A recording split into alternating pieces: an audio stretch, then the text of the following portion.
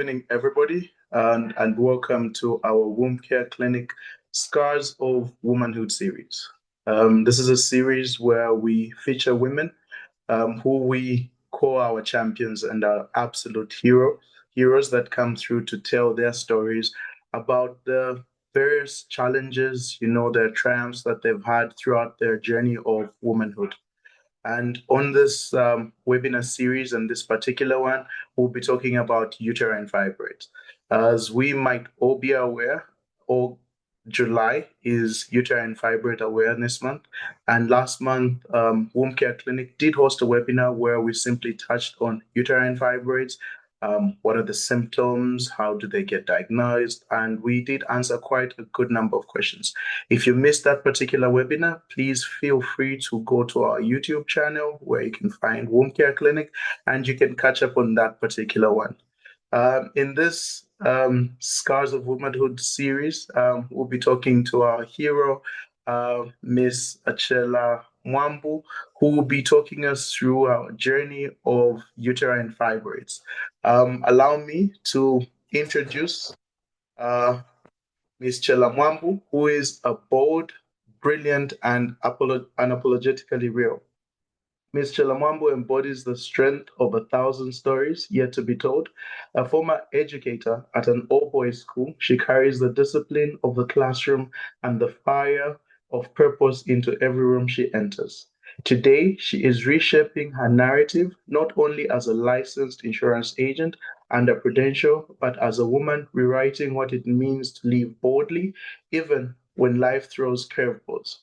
Currently pursuing a postgraduate diploma in marketing at the Zambia Institute of Marketing, Chellah's story is not just a professional one, it's deeply personal. Diagnosed with multiple uterine intramural fibroids in June 2019, she underwent a major myomectomy in May 2021.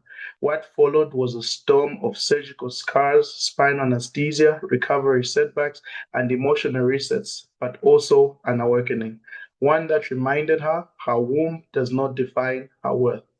Single, never pregnant, and having navigated this journey without the safety net of a textbook plan, she speaks for thousands of women who suffer silently in the shadows of fibroids, fertility fears, and social expectations. Ms. Mwamba is not here to whisper, she's here to speak loudly, vulnerably, and powerfully for every woman who has been told to wait and see, to just manage, or to not worry, it's common. Get ready for a voice that cuts through the silence and brings clarity, courage, and compassion. Ms. Chellah Mwamba, good evening, and thank you very much for honoring Womb Care Clinic with your presence.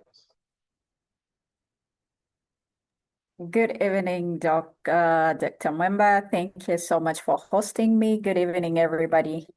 I'm so delighted to join the team this evening.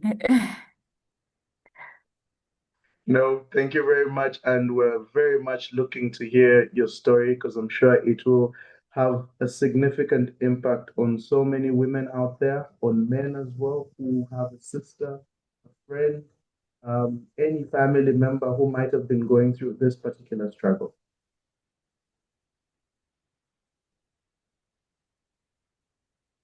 I think you might want to say that again. I think I lost audio on my end. Apologies.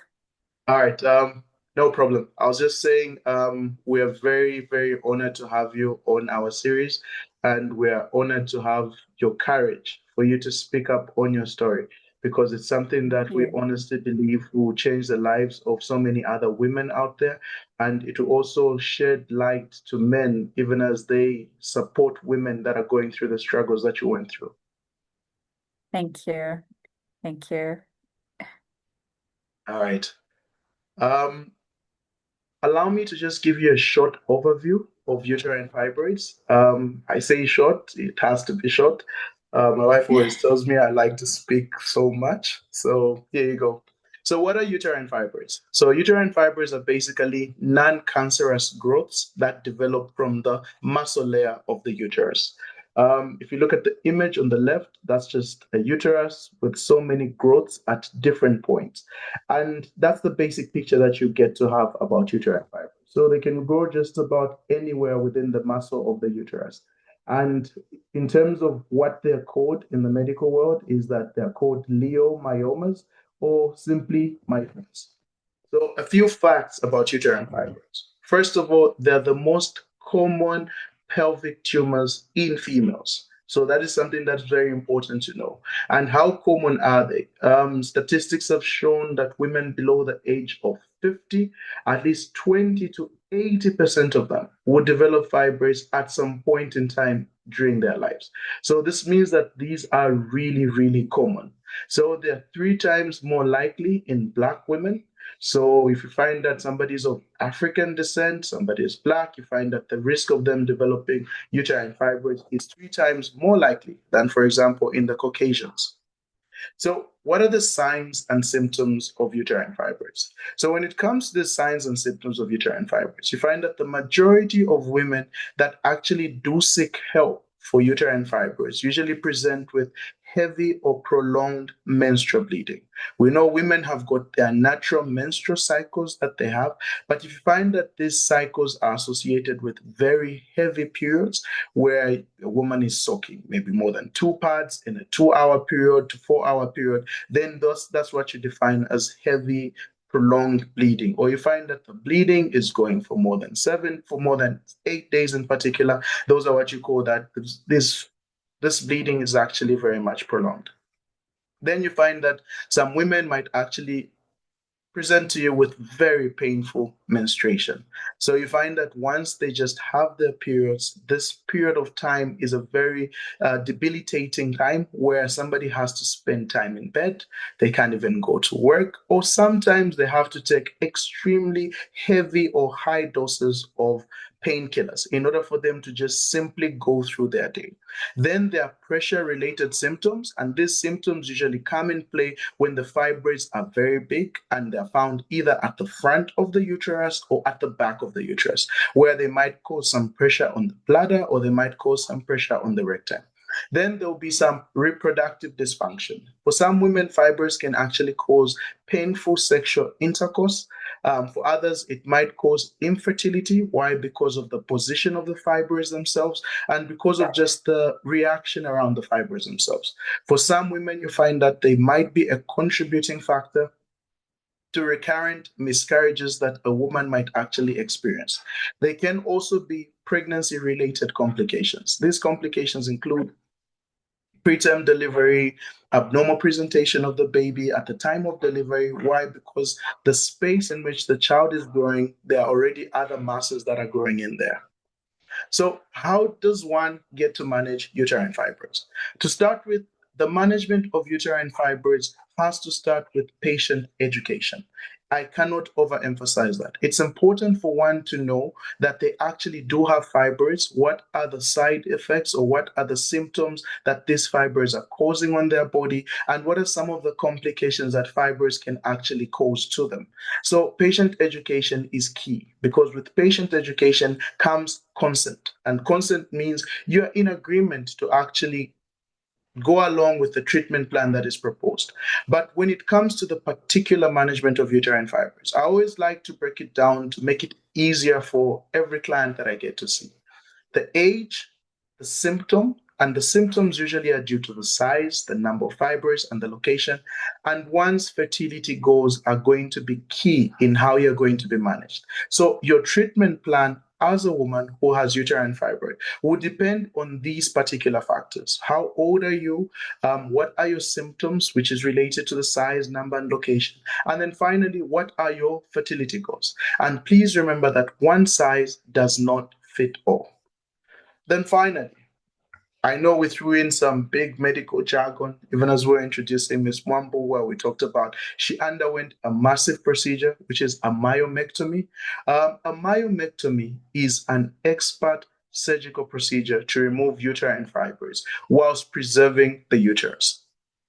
So I add the word expert. Why? Because this is a procedure that is performed by obstetricians and gynecologists who are trained in this field to try and remove these fibers whilst preserving the uterus. What is the aim of preserving the uterus? The whole aim of preserving the uterus is for one to preserve the fertility of an individual. So myomectomy is a fertility preserving procedure.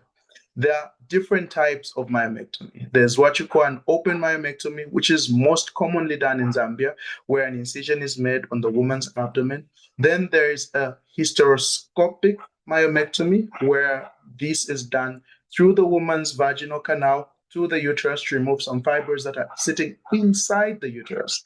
Then there is laparoscopic, which is minimally invasive. And with this one, just 3 points are made on the abdomen, one to just allow a camera, the other one to allow the instruments to operate on.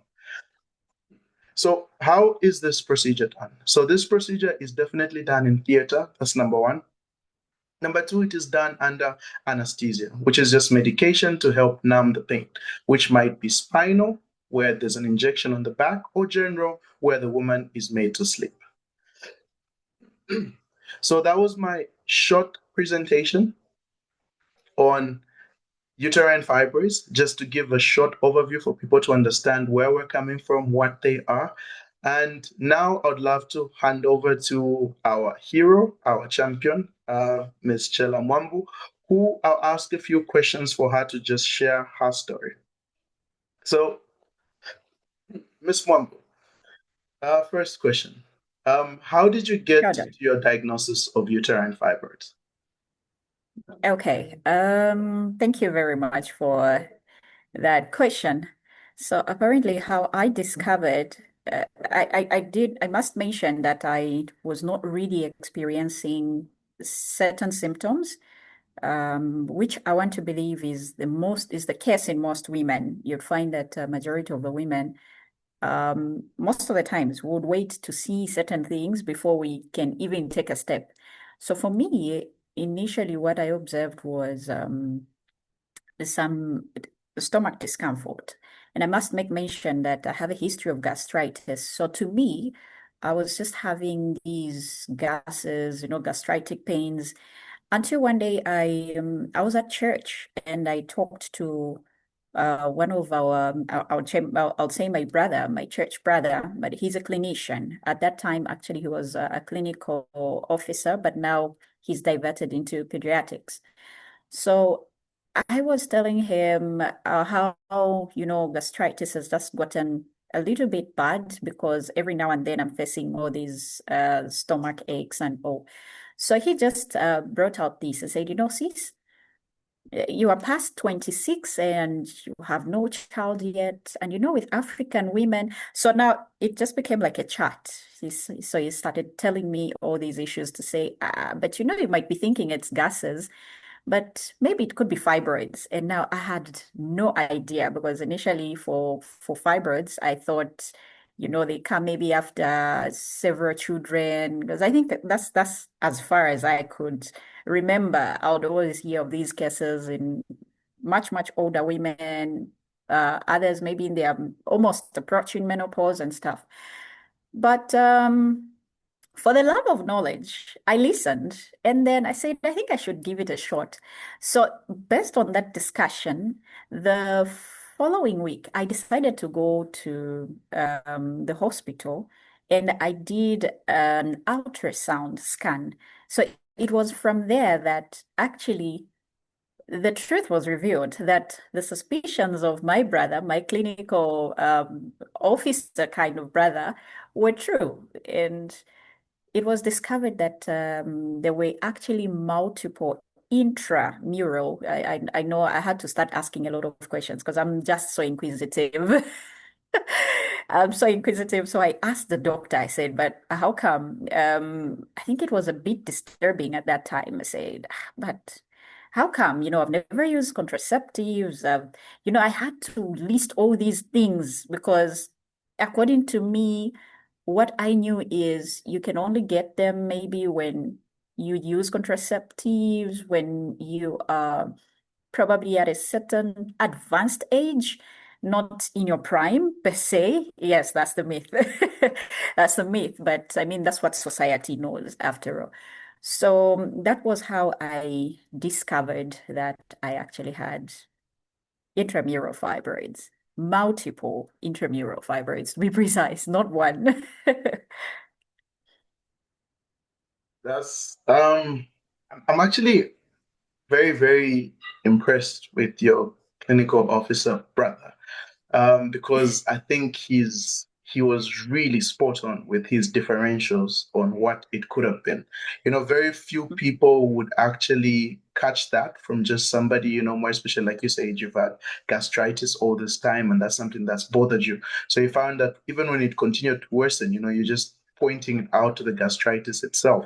But I'm really happy that you had such people in your life that were very keen and very knowledgeable in trying to give you a particular direction of where you could actually seek help. And the other thing actually that's really really impressive is the fact that you were inquisitive about your body. And I think that's the one advice that we try and give women at our facilities, that we try and give you all the knowledge that you need so that in case anything changes within your body, you'll be able to say, okay, this is not my normal self. Like you said, I'm at my prime. Why should I be feeling the way I'm feeling? And surprising enough, when it comes to uterine fibroids, you find that they're extremely common in women of reproductive age. So the fact that you are at your prime actually did put you at risk of actually developing uterine fibroids. The fact that you are black to start with again puts you at a very high risk of developing uterine fibroids. And that's why it's very important for one to understand their body, to understand these risk factors, and just to know what can cause them to have the discomfort that they were actually having. Um, I'd love to move to the next question, um, which says, can you please walk us through your journey to your myomectomy? I know it's a long journey, because looking at the time when you were actually diagnosed with fibroids to the time when you actually had a procedure, I think it took almost 2 to 3 years. So, were you given any other treatment options? What made you choose surgery in the end? Okay. So to begin with, at point of diagnosis, and like I mentioned, I'm quite inquisitive. So um, I had to ask many questions, and of which I think were cleared. So the doctor advised when I sought solution. So this doctor just advised to say, since you do not have a child yet, I would advise it's high time you just decided to get pregnant. I think that really was a shocker. It really was a shocker. I must make mention that this doctor, this gynecologist, was actually making that suggestion when I was, even singulest, single, singular, singulest, like that. It poses such a question, and it just poses such a suggestion, and I think I also did welcome that suggestion because um, I'm not, just in my prime, but I hold a very strong Christian background. So I think that also was not aligned with my faith, my Christian faith. So his advice was not really okay for me. So I went back to my brother, my church brother, the clinician, and I said, young bro, come here. So listen, this is what this doctor advised, and this is it. So now actually, before I told my brother about that, I asked if there was another option. I asked this doctor, I said, Doc, look, I have my background values, my principles are these, and what you're advising is this. So is there any other solution apart from what you've just said? So he told me the alternative solution was an operation. But like you earlier, introduced the topic, you did mention, you highlighted to say it's actually for myomectomy, it's handled by professionals. Yes, we can have, many gynecologists, but not all of them are actually good at handling certain surgical procedures. And in this case, a myomectomy. And to start with, this doctor made it clear to say the site of my fibroids was really complicated because, they were in the uterine muscles.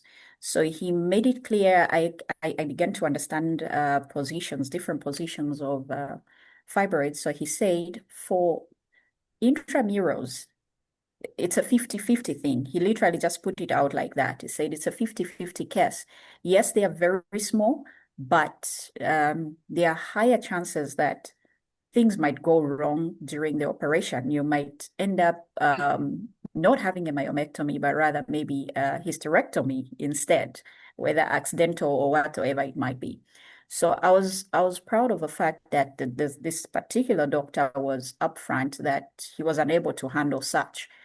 And so he's still stuck to his go make a baby advice. He's still stuck to that. Exactly. So I went back to my kid brother, I call him a kid brother because he's younger.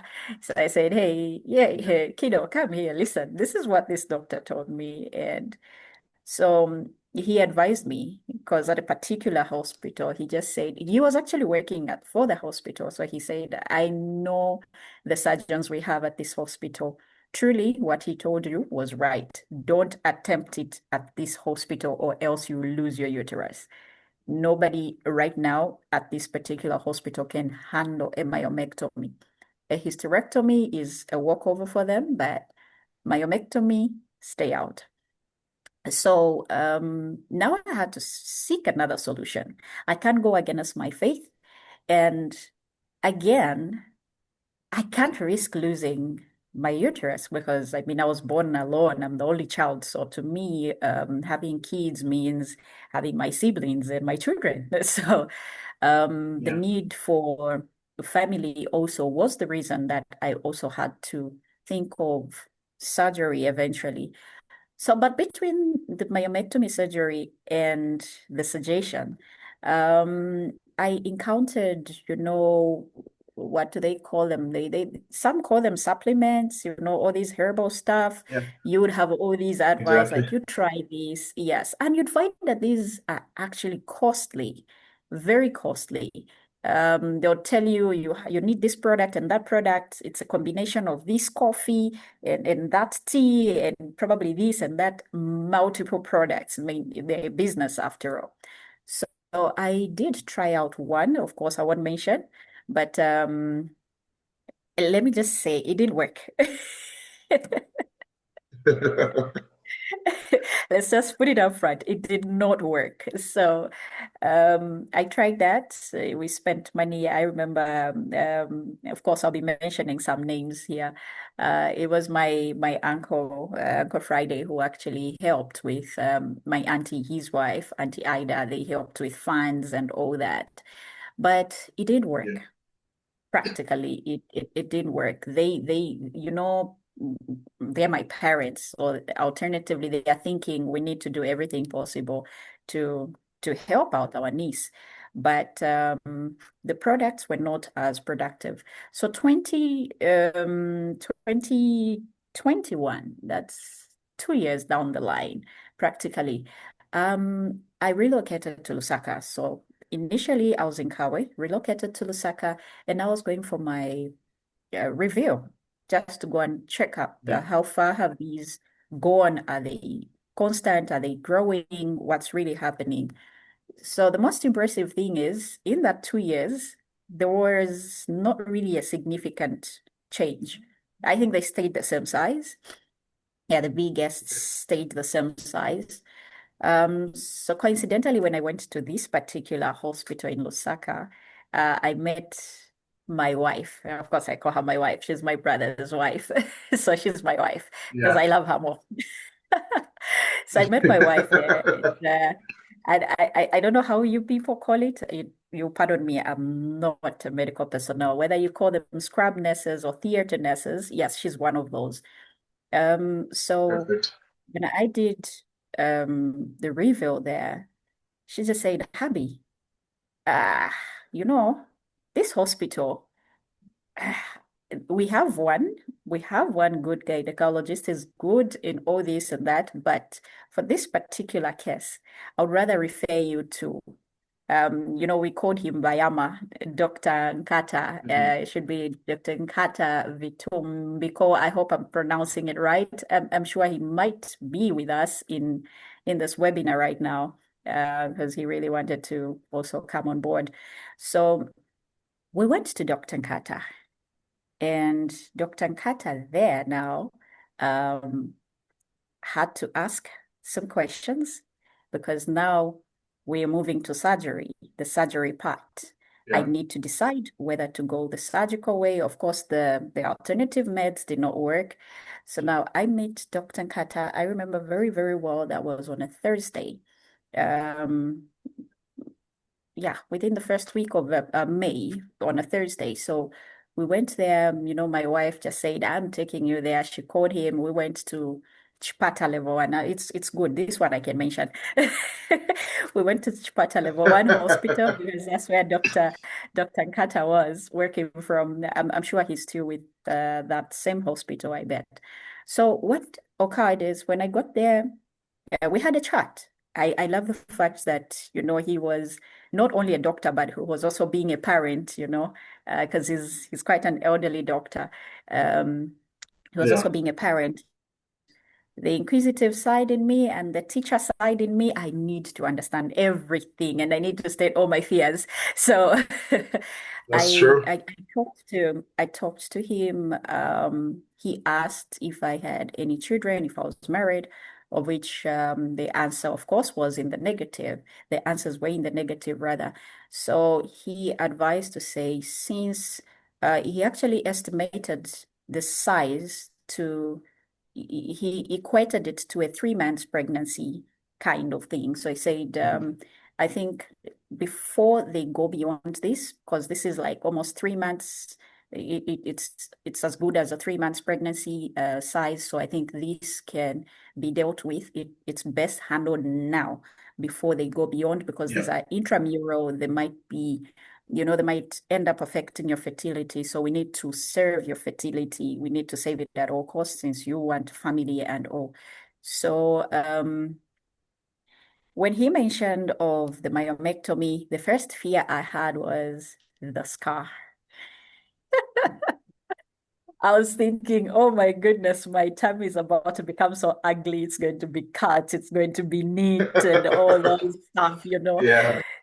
So I had to address it. I just had to boldly state it. I said, Doc, look, this issue here, you're going to have this scar on me and stuff like that. So he laughed it off, and he said, no, when we boy, like I said, we called him Bayama. I said, when we boy, Yes. no, no, no, no, no. I know, I'm looking at this model body. Don't worry, I'll do a bikini line. So at least I got to know. I said, no, it should be a Yes. bikini line, and you'll be able, because I was worried about the scar. I was worried about whether I would go back to a normal life. I love to do some Okay. exercises here and there. So will I be able to do my aerobics? Yeah. Will I be able to do my sit-ups and stuff like that? I didn't want anything that would affect my abdominal muscles. So he did explain to Exactly. say a bikini line would at least not affect my abdominal muscles. So that was how the journey started. And, we opted for surgery, and I was admitted the following week. So he actually booked me. The very Thursday, he booked me for operation on the next Tuesday. It was that fast. Yeah. It was that quick. So Tuesday, I was booked in the hospital on Monday. It was Monday afternoon. Tuesday, I was the first patient to be attended to go to the theater. However, it was quite a journey, like you actually did mention. It was quite a journey. On my way from the ward to the theater, you know how you people need to, remove our clothes that you feel are not, sterilized enough. So, and Exactly. then you put all these scrubs and whatsoever you want to put on us. So this nurse, the one who was preparing me, had to use a bed sheet. Like I had to get into my Eve suit. Of course, I'm not Adam. So, and then I had a bed sheet. So now, because it was early in the morning, and Lusaka can be so cold, it was May. This was like on the 11th of May, 2021. On my way from the ward, because I was on a wheelchair, to the theater, I got Yes. exposed to the cold, and I'm asthmatic. So Mhm. the time we were getting into theater, I had an asthma attack. I can't use an Wow. inhaler. I can't use an Wow. inhaler. I can't take medication. So so the staff had to do their best that they could. They had to regulate the temperatures in the theater, warm it Yeah. up, and had to cover me. I think I was left for almost an hour, under observation, like typically no medication because they didn't want complications arising from maybe me taking in any medicine and then the Exactly. anesthesias and stuff like that. So I stabilize back to the operation table. Phew.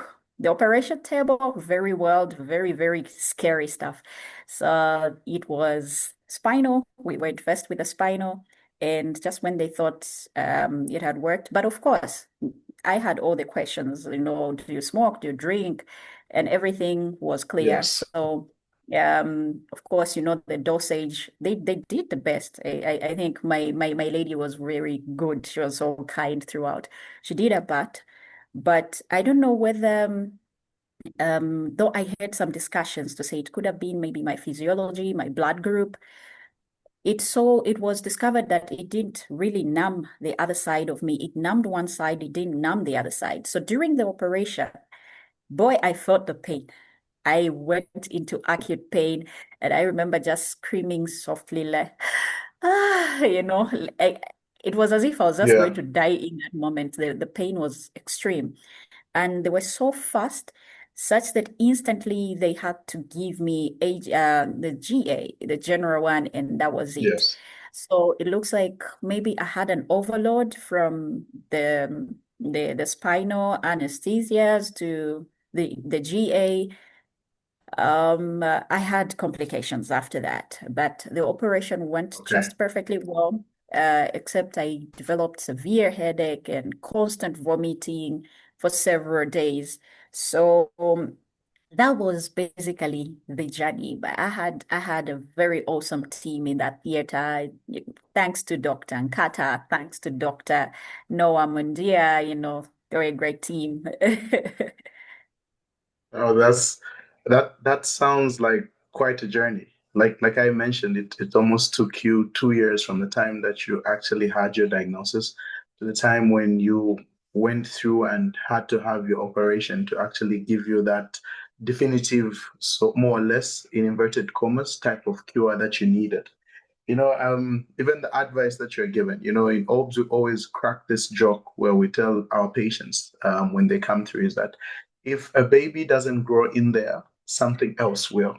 And that's where the idea of fibroids comes into play because it has been shown, even through studies, even through research, that for women that have carried a pregnancy at least up to about 20 weeks and above, 5 months and above, it has shown to give them that particular sort of protection against uterine fibroids because fibroids actually do grow due to the fact that there is this constant exposure to estrogen within your system. So it creates that fuel that actually causes this particular growths.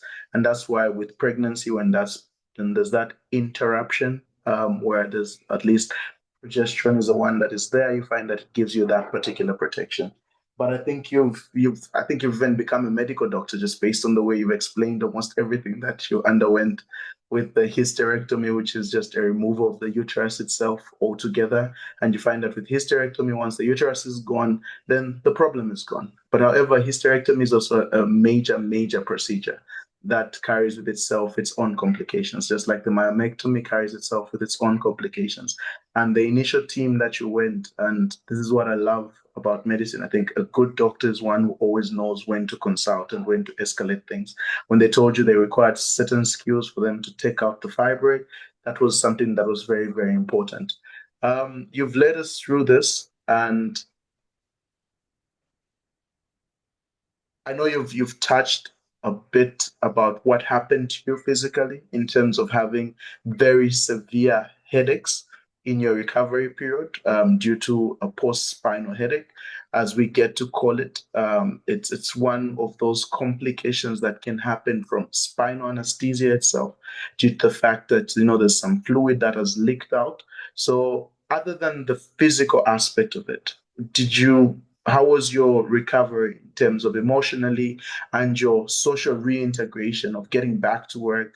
And like you said, you didn't want to be scarred. You still wanted to exercise. You wanted to do your sit-ups. How did that recovery period go?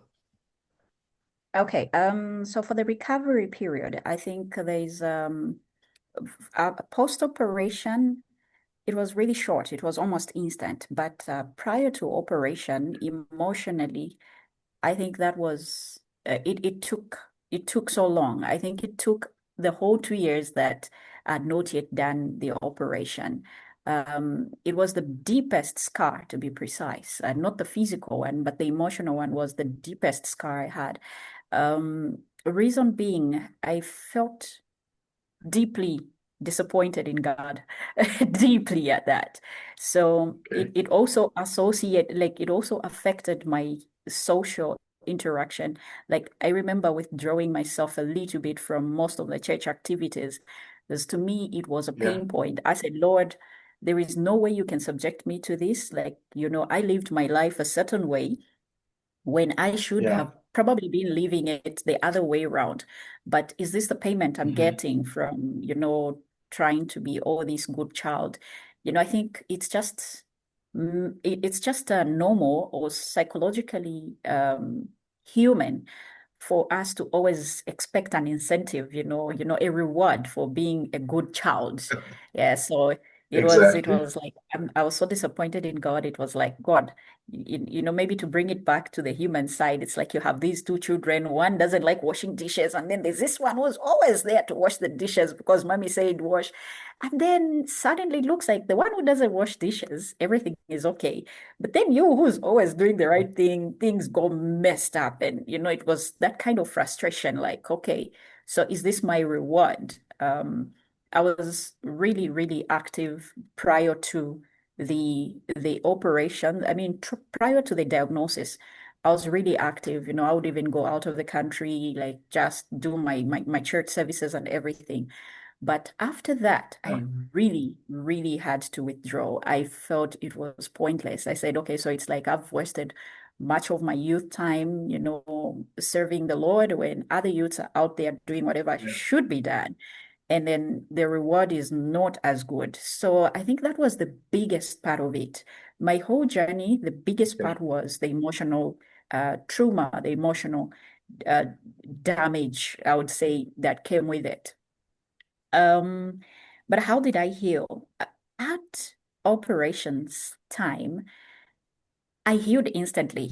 It switched. I looked at it from a different angle. I said, I think he loves me after all. I mean, look at the good people he's brought Yes. my way. Yeah, there's Mrs. Kalumba, this is Chanda Kalumba Kauseni, my wife that I mentioned, but right now she's in the UK with her husband. They relocated. They're in the UK. That's where she's working from now. I looked at how much God still loved me, how He actually brought lovely people around me, and the love that I received during the operation and after operation, it was so overwhelming. Sometimes we might think people don't even care or they don't love us, maybe because we are Yeah. holding on to our emotions. We're holding on to all things that we don't want to share, but I saw my family coming in. I saw the church in Lusaka, the church in Kawe rising in prayer. That these people prayed, and I was just overwhelmed by so much love. My auntie from Mazabuka traveled, like, you're not going to be in hospital alone. I'm coming over there. Auntie Ida came through, and Auntie Rose came through. And these are my uncle's wives. Yeah, in some families you're Yes. expecting the wives of your uncles to be mean, but no, no, no, that wasn't it. Like they were just real-time mothers for me. So they came in. I remember waking up, from this complication, and one of my aunties, Aunt Rose, was just constantly praying. Like she was praying throughout the night, and I was like, "Woman, did you even sleep?" She was just there, I remember, it was love, really. I was overwhelmed, I would see Dr. Nkata from time to time coming to my bedside, checking if all is well. Dr. Noah Mundia was constantly coming to check. Not, and the beautiful part is they were not coming to check on me during the doctor's round per se. I mean, that was duty. A doctor's round was like duty, but off their duty, they would still come and check up on me. Phone calls would still come. A lot of love was really shown. So I think the love I received then just instantly healed my emotional, distressful state that I had for all these 2 years before the operation. And socially, I think it also got instantly restored. I had to get back to my church, Yeah. church activities, got back to for when it comes to exercises, I remember the physical scar. I think physically, I healed in a very short time, in a very, very short Okay. time. Because I remember in week 2 going for my review post-operation, second week, I went there and Dr. Nkata was amazed. He was checking and he was amazed. I still remember his remarks like yesterday, saying, "Yo, you have such a super immune. Like, how did you get healed this fast?" So it was almost too short. I know we've heard of 4 weeks, 6 weeks, but to have Yes. healed in like 2 weeks, less than 3 weeks, I think that was something also quite of a relief.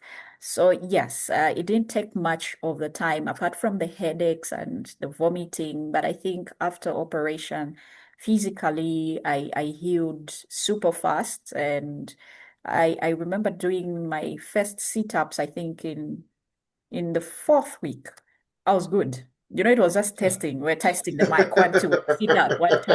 And then, yeah, yeah, yeah, you're doing the sit-ups and you're checking any pain and nothing. Yes, yes, yes, yes. So, yes, basically, emotionally, socially, physically, I think the healing was just superb. No, that sounds quite amazing. There's some parts of your story or your journey that you mentioned, where you go through the emotional aspect of it, where you start blaming God, start to wonder, like, why has this happened to me when I have lived my life so well? Why am I going through this?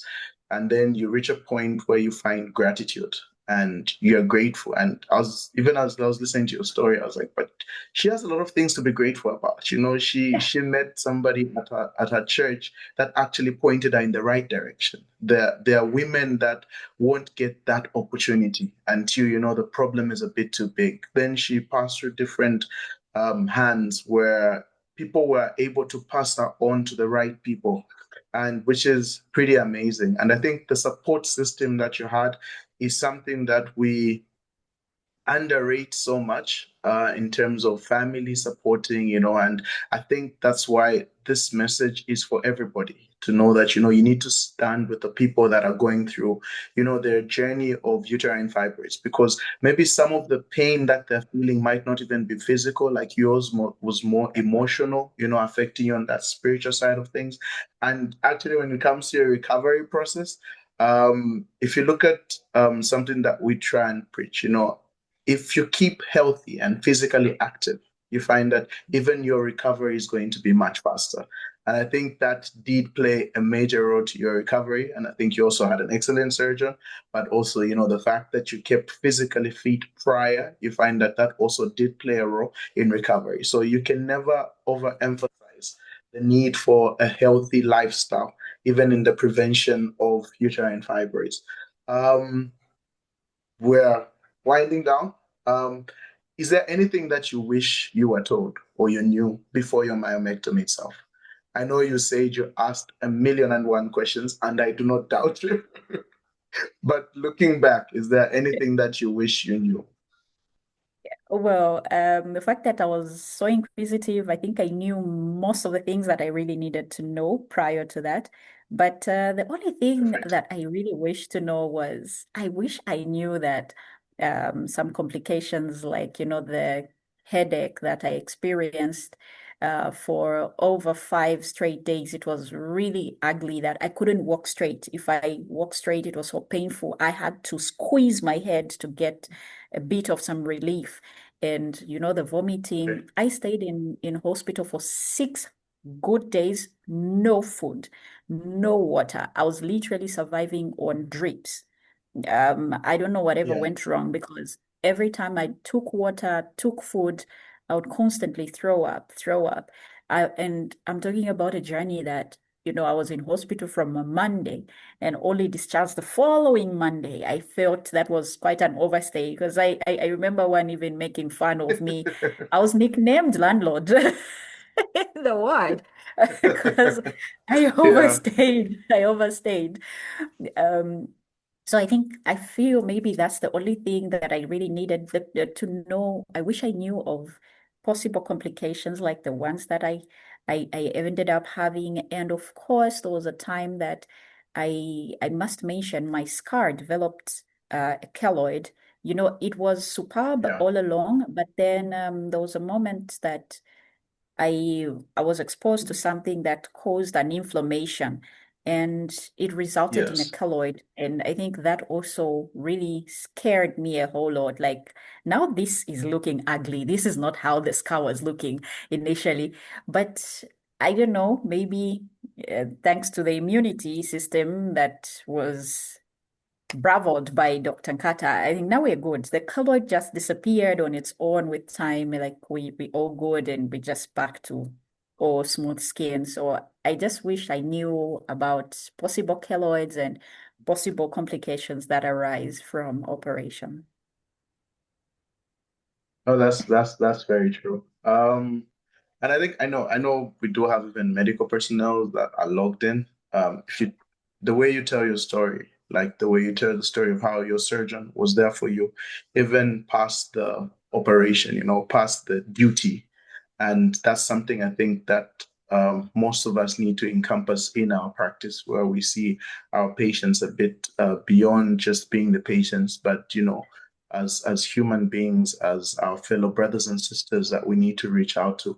And if you talk about the complication, like you're right, when you talk about the anesthesia complication that you suffered, that is a complication that can happen, but one that is quite rare in terms of such a severe post-spinal headache.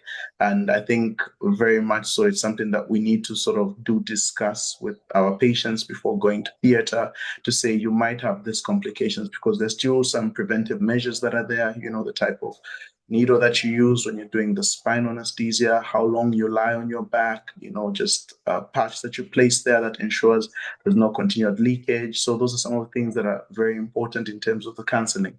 And when you talk about the keloids, there's some people that are actually just prone to keloids, though. There are those, somebody has never even pierced their ear because they scar so much. So you find that those are some of the complications that you can expect. And then if there is active inflammation or active activity that is going on in the surgical side, you find that the scar side can actually become a little bit more, much bigger, hypertrophic, is what we call it, and that sort of forms that particular scar. But there are also treatment options for women in case they have those things, just to improve their aesthetics. You shouldn't always just carry that mark on you or that constant reminder when there's help that is available out there. Um, how has this experience shaped your view of womanhood? I know you've spoken about how the scar healed very well. I know you've spoken about your journey through the different scars that you went through, more especially the emotional part of things. But how has it shaped you as a woman? I think it made me much more stronger and it gave me a wide base of knowledge because, sometimes as we are growing, I would say personally, I think as I was growing, I was all about doing things right and just proceed, just grow. As long as you're Yeah. doing things the right way, that's it. But I was not really more into um, wanting to know more. What happens if I don't get to have kids early? What happens if I start having kids at a certain age? All those things. But I think that journey actually opened my mind. Like I became even a little more objective to women-related conditions. Of course, um, to do with all these fibroids, cysts, and all many other things that are related to women. So it gave me so much more knowledge, and I think I actually became even much more stronger emotionally. And right now I'm able to walk through some people, like we can, like, okay, this is a small thing. Let's go. Let me hold your hand. Let's walk it together. Exactly. So yeah, Yes. literally, I think that's just how much this journey helped me so far. Like that's what I got from this whole journey.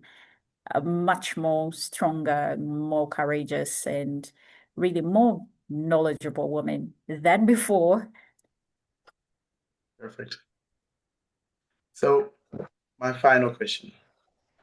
What does Scars of Womanhood mean to you? Okay, so Scars of Womanhood. I love the question. To begin with, I know you mentioned, like, I'm now beginning to sound like a doctor. Please, I'm not. I'm a marketer and an ex-teacher. So, you It's the know, teacher in you. Yes. it's so knowing that a scar is basically a healed wound. So to me, scars of womanhood means um wounds that we, of course, some women, because I know others are still deeply wounded right now, but scars of womanhood to me refer to women that have walked through multiple wounds, especially in our African setup, in our Zambian setup. Women are wounded differently, childbearing, criticism from society if you get married late, if you don't have your kids late, early, or maybe you get married and you're having all these issues, not having kids fast. All these are, wounds that are spearheaded, like they're just cast on women, all these multiple stabs that women um, go through. So to me, wounds of womanhood means women, healed women that can look back to the past moments and laugh at what actually wounded them, but they overcame. The doctor tells you you can't push out this baby, this baby, you have all these. And you look at that scar for cesarean mothers, you look at that scar and you're proud of yourself, say, this scar, I brought forth a child.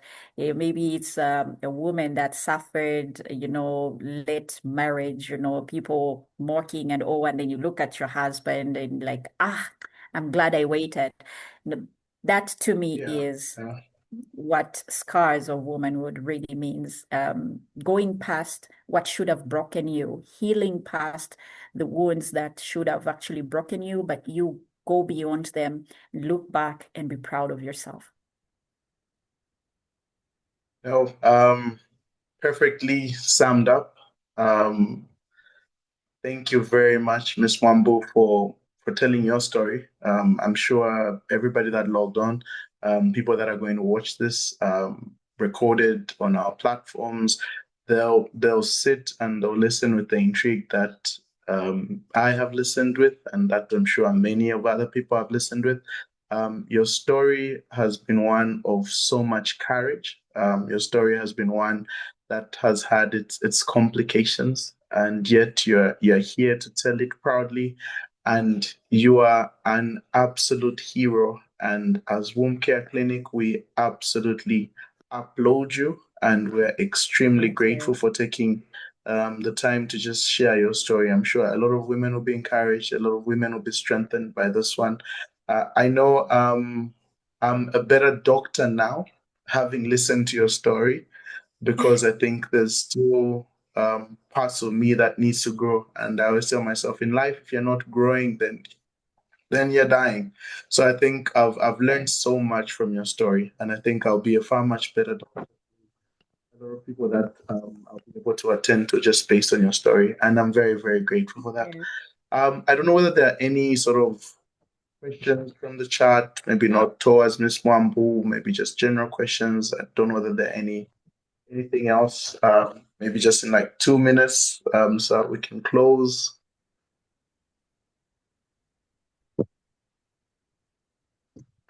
There's a question saying, did anyone else in your family have a history of fibroids? Other than that, how was your gut health prior? Did you get any hormone tests done to determine whether it's estrogen dependent? Oh wow. Okay, that's a loaded question. Is there any history of uterine fibroids in your family? Maybe that's the question that Okay. can you summarize it for? All right. To begin with, none of my closest family members that I know of, maybe because majority of them had kids prior to the age that I was actually diagnosed. I lost my parents at 13, so I was more into self-development. So having kids early or starting up a family early was not really my priority. So I had to, push in life. And sadly, because of the long wait and trying to get myself there, I ended up in such a way. So there isn't anybody that I can point out to say this person had fibroids because they had their kids, I think, before 25. Okay.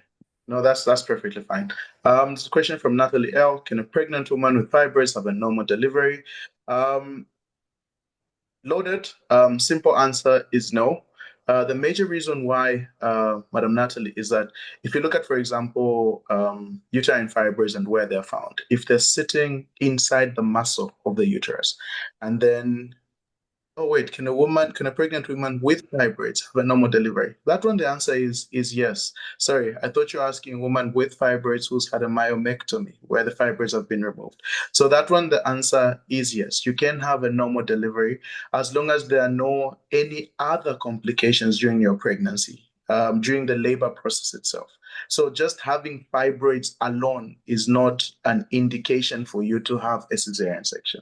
I think that's the best way I can answer that one. Kay says, what are the chances of reoccurrence after surgery? The thing about fibroids, like we mentioned, is that these are growths in the muscle of the uterus. So these are areas of the uterus that begin to grow abnormally and responding abnormally to the hormones that are there within a woman's system. So you find that even after a myomectomy, there are chances that these fibroids might actually come back. And some of the things that predispose a woman to actually having the fibroids come back is whether the fibroids are multiple or not. So if you've got multiple fibroids, you find that the chances within a 5-year period for them to reoccur is close to even 50%. So there are chances definitely of reoccurrence. So Kayla is asking, what's the best contraceptive option for women with small fibroids? So when it comes to contraceptive options for women with small fibroids, you find that usually you lean towards the progesterone-related contraceptives. So you find even a levonorgestrone IUD is something that can actually help, and those that just contain progesterone are quite helpful. So Rose has responding to Kay asking about chances of a reoccurrence. I'll answer yes. I had them back after years of surgery. Just like I explained, multiple positions, you find that if there are a lot, even after surgical removal, they still have chances of what coming back because these are fueled by the same hormones that make you a woman of reproductive age. So somebody joined late, said they have learned a lot, and we're grateful that you've learned so much. Don't worry, this will be uploaded to our YouTube channel where you can watch it as many times as possible, and you can always catch up. But thank you very much for logging in. Dolphin is saying, I have a friend who had surgery. Again, they grew back. How many surgeries is one allowed to take? That's a very complex question in terms of how many surgeries is one supposed to take. The question that I would ask, and maybe I'll throw it back to you, is that what is the reason for the surgeries? That's the number one question. Are we doing the surgeries because the fibroids are affecting the fertility process? Are we doing the surgeries because the fibroids are causing such significant symptoms to a woman? So that's the question that you need to ask yourself. And the thing about any surgery is that even as a wound heals, it heals with a bit of scarring. So the more surgeries that one gets to do, you find that the more scarring that that individual can have. So there isn't a limit to the number of surgeries that one can have. But it's important to just understand why are they having the surgeries to start with. Um, is your uterus cleared of fibroids? Can you say you no longer have them? That's a question that Madam Florence is asking. I don't know whether you're comfortable to answer that question on how you're doing. You can just maybe generalize the answer. If you're not comfortable, that's perfectly fine.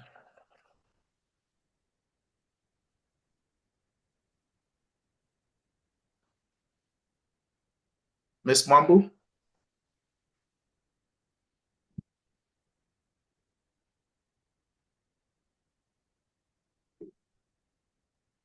All right, so I had them. So Tia says she had a fibroid come back after 10 years. She had a single fibroid. Now she's told there are three. Remember the growth of the fibroid sites. It's not just the single site, and there's something that predisposes us as Black people to develop these fibroids. So therefore, all these genetics things put together, you find that they can always grow back. Techno asked, is it safe to have a myomectomy in your 40s? Um, Remember, treatment depends on your age, your fertility goals, and your symptoms.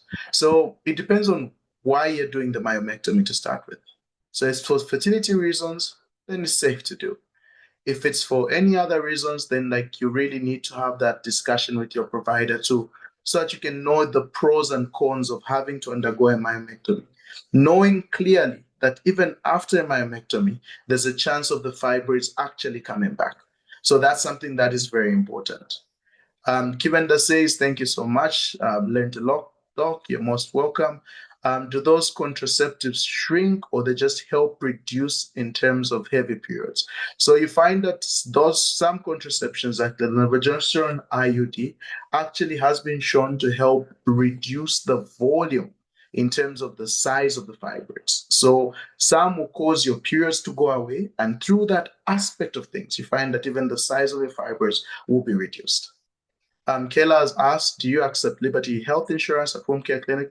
Unfortunately, Liberty is not one of our listed insurance companies. We do have Prudential, SES, MedLink. We also have Educo. Um, yeah, so those are some of, and M Health as well. Those are some of the insurances that we have. There's a question about mifepristone. Mifepristone is is a medication that is used in fibroid treatment. It's been shown to reduce the volume of the size of the fibroids with the aim of alleviating the symptoms that somebody has due to the fibroids, either the pain, the heavy bleeding, and also it's not something that is taken forever. It's got a time limit to how long you can take it for. So usually you find it's like, are you taking it so that you can reduce the symptoms? Are you taking it in preparation for an operation? So that's part of the plan. And it's not every person that is a candidate for it. Remember again, age, symptoms, and fertility goals. Very important. When they reduce, is it safe to get pregnant? You can get pregnant even if the fibroids are of a certain size. There are women that have got big fibroids, they still get pregnant. So there isn't any specific size to say get pregnant at this, don't get pregnant at this.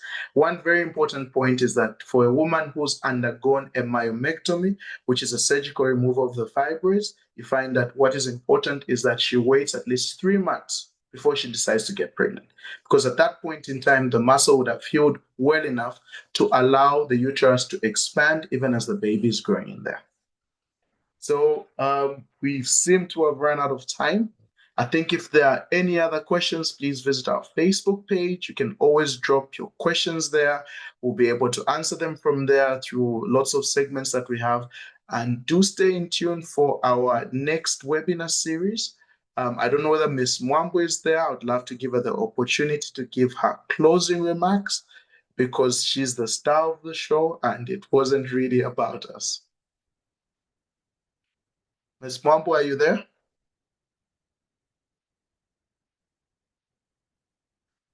I think we lost her. But all in all, I would just like to thank everybody that logged into our Womb Care Series webinar, Scars of Womanhood. We hope you learned a lot, more especially listening to somebody who's a survivor, somebody who's a warrior. And we're very, very much grateful. Please do stay in tune, do log in for the next session. Like I said, we'll upload this on our YouTube page and we'll definitely share it. Wishing you a very lovely evening and wishing you a very, very productive week.